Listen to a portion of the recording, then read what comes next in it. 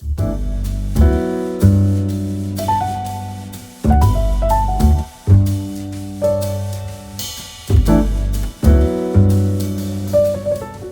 it's Todd at Filament Lighting, and we're trying to give your dining room a new look. I have 3 suggestions of a transitional fixture in every budget for you.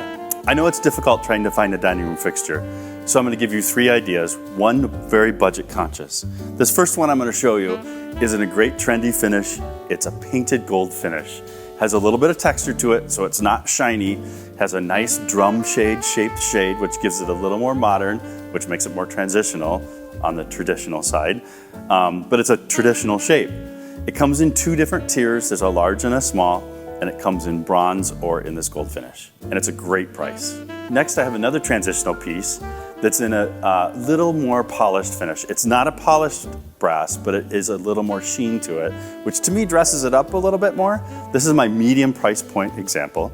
It comes with a shade on it, a traditional shaped shade, but you could put a more modern shaped shade on it, or you could take the shade off and not use the shade at all. This last one's my favorite, and of course, the most expensive.